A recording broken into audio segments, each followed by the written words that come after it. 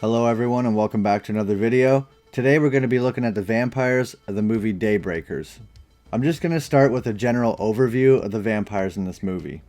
The vampires in Daybreakers are almost completely identical to humans, the only differences being that they do not have a heartbeat, they do not age, and they cannot die of natural causes, such as diseases or sickness. And they of course must consume blood, but more on that later. They have reflective yellowish or gold eyes, and cannot see their reflection in mirrors. And of course their teeth now have a set of pointed fangs. They do not possess any type of super speed or strength like most vampires, and they are not shown being weak to anything like silver, garlic, crosses, etc., but are shown to explode into ash when they are stabbed in the heart. But they can be killed the same way as a human if they are shot or stabbed.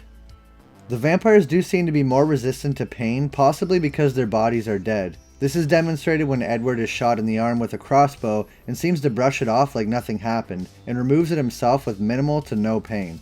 Both Edward and his brother Frankie were able to smell human blood from several feet away, commenting on its scent. So vampires seem to have an enhanced sense of smell, or at least an enhanced sense of smell for blood. When the movie starts, we see the first person that was ever infected by vampirism, and she has been a vampire for 10 years. She is writing a letter saying she doesn't want to go on, so she kills herself by waiting for the sun to rise and burns into ashes. In her letter she writes that she will never change, she will never grow up, and she can't go on. So because she was going to be stuck as a child forever, she decided to end her own life. We also get some text that says, humans were given the option to assimilate, but they refused. We can guess the reason the humans probably turned down this assimilation was because it probably wasn't very fair for the humans. After this we see some opening credits, and we see a few signs that include a sign outside a school that says, school zone between 2 a.m. and 3 a.m. on school nights. So because they're all vampires now, the kids actually attend school at nighttime instead of the daytime. There's also a gas station that says, daytime fill-ups available, so maybe not all gas stations are able to fill people's cars during the day if they don't have the right building or equipment. We also learned that people started doing modifications to cars like sunshades and cameras so that vampires could still drive around in the daytime. There's an electric sign that says special report, the outbreak 10 years on. So the outbreak has been going on for about 10 years now. Then to the right of these escalators we see a sign that says how a single bat started it all. So a bat bit a human and passed on this unique virus. Although the vampire virus is new, the virus could have existed in bats for a number of years before it ever got passed to a human. It's unclear how many people were infected directly by bats, presumably few or only the original vampire we see in the beginning of the movie, and then it was probably spread human to human. We learned that Edward was forcibly turned by his brother, and later stated that he only did this because he didn't want his brother to be killed. And we also see Charles try to force his daughter to be turned, so a lot of people were probably turned in this manner. People turning their loved ones, parents turning their children, and so on. Then we see a newspaper article that says, German blood substitute fails. So this shows that they are trying to come up with some kind of blood substitute due to the fact that such a large population of vampires and the human numbers are dwindling. We also hear Edward's brother say, I hear even that pig blood you drink is getting hard to find. So not all vampires consume human blood. It is implied that pure human blood is only consumed by those who can afford it. But like Edward, some choose to consume animal blood purely because they morally don't like to consume human blood. We also see coffee being served with 20% blood, so they find ways to integrate blood into common foods. These vampires can still eat solid food, unlike some vampires that can only consume blood. We see a coffee shop in the subway that has all different types of blood behind the counter, so different vampires might enjoy different types of blood more than others. They also have a sign that says, still serving 20% blood. So it's coffee that contains 20% human blood. The fact that they say, still serving 20% probably means that a lot of other coffee shops in the midst of the blood shortage cannot have such a high percentage of blood in their coffee. Later in the film, they have to reduce the blood percent to only 5%, and this causes a riot in which patrons try to attack the woman behind the counter of the coffee stand. We then hear on the radio that blood-related crimes are on the rise, and there's been an increase in subsiders, but at this time, they're still pretty rare. We see some vampire children who are drinking coffee and smoking. This due to the fact that they do not age, so are actually much older than they appear, probably in their 20s. It could also be a fact that they are immortal and immune to sickness and disease, so smoking or drinking coffee could bring no harm to them, but it's probably the aging factor. We see buildings that are connected to other buildings through these tunnels, so vampires can easily walk between them without having to go out into the sun. There is also what they call a subwalk, which is like a subway-like system, but it's so the vampires can walk from their houses and move through the city during the daytime. It seems like the subwalk system is also directly connected to some people's houses. And according to this sign, even though vampires are immortal, they still brush their teeth. That's good to know. There's also a banner including Uncle Sam that reads, "Capture Humans." And below it says, "Join us now, Vampire Army." So they have a traditional military consisting of vampires, and apparently their main goal is to capture the remaining humans that did not agree to assimilation. The vampires that are part of the military have these suits that protect them 100% from UV light, so they can do military operations in the daytime. This is probably primarily used when attacking or capturing humans, because vampires obviously wouldn't be out in the day. The humans that we do see in the vampire city are not in great shape. They are trapped in these structures being farmed of their blood until they die.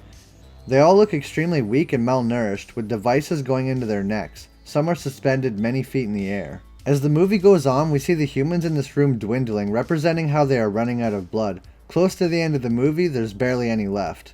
We see an old vampire at the beginning who appears to be homeless, holding a sign that says he's starving and needs blood. With the headline of German blood substitute fails, and the people starving for blood, we can begin to see the problem these vampires are having. No humans means no food. He growls and tries to attack a woman, but is detained by some police. So this vampire society functions almost exactly as our normal one does, besides the immortality and blood drinking. Not long into the movie, we sit in on a meeting with the head hematologist, Edward, as he is briefed on an experiment performed on a vampire. They deprive the vampire of human blood for an entire month. Edward seems shocked when they tell him this. The results were extreme. After only 1 month, the vampire suffered a massive deterioration of the frontal lobe, causing a behavior change. The first sign of physical deformities are the ears becoming larger and more bat-like. And not long after, they are almost completely unrecognizable, resembling a terrifying creature. They lose the ability to reason, lose emotional attachment, and even the ability to speak. In the meeting, they refer to these transformed vampires as subsiders. As a vampire is starved of blood, they become a hideous bat-like creature. And although regular vampires have no extra strength compared to a human, the subsiders are another story. They are shown easily throwing a vampire across Edward's house and knocking him unconscious against the wall. They have bat-like wings, but it's unclear if a fully developed subsider can fly or not. When you see some half-transformed subsiders, you can see the fingers elongating into the bat-like wings. When they find the subsider in Edward's house, they also comment on the fact that it had what appeared to be self-inflicted bites, like it was feeding on itself. And according to them, that would speed up the process of becoming a subsider greatly. When Charles finds his daughter feeding on herself, he says to her, "Don't do that, it will poison you." So a vampire's blood is like poison to itself, and if a vampire feeds on its own blood, this will rapidly increase the speed in which they turn into a subsider. When Edward went without blood for a few days, his ears begin to become pointed like the subsiders. The humans he's with give him some blood, and not long after we see his ears have returned to normal. So presumably if someone could consume blood before they have changed too much, they can reverse the effects. But there's definitely a point of no return where blood consumption would not revert their state. One vampire also says that it's estimated that only 5% of the human population remains. Another vampire states that they only have enough blood to sustain the vampire population for another month. So if they cannot find a substitute immediately, all the vampires will start turning into subsiders, which inevitably, even the rich will only be able to last so long until there's no blood left. We also hear that Charles became a vampire because he was dying of cancer. So we can surmise that a lot of people that had terminal illnesses or the elderly were some of the first people eager to be turned. One of Edward's colleagues says the blood substitute that they are working on is starting to work, and they should move on from animal trials, and they show what looks to be a vampire monkey. Yes, a vampire monkey. So in this universe, not only humans can be infected with vampirism. Unfortunately, when they test the blood substitute on a human vampire, things don't go so well. At first, his temperature starts to steadily rise, then vomits and starts violently convulsing with bubble-like burns forming on his skin.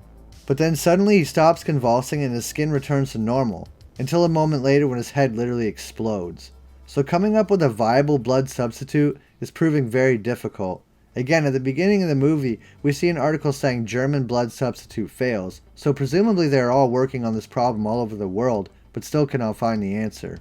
Now in this movie, there is a cure to vampirism. Unlike a lot of vampire films, this one has an outright cure to vampirism, but it's probably not what you think.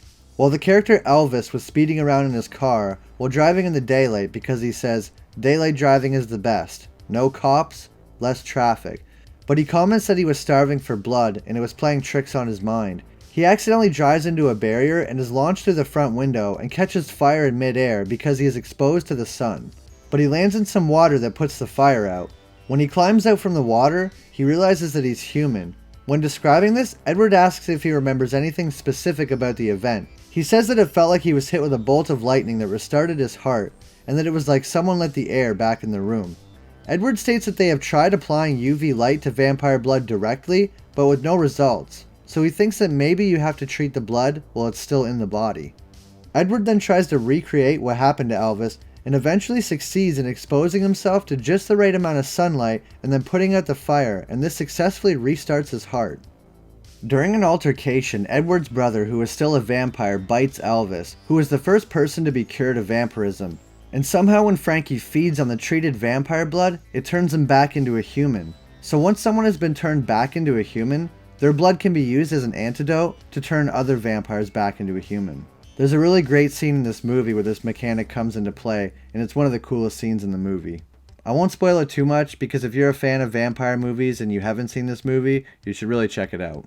Well, that's it for this video. I hope you enjoyed. If you did, please leave a like, and if you haven't, subscribe. I really appreciate it.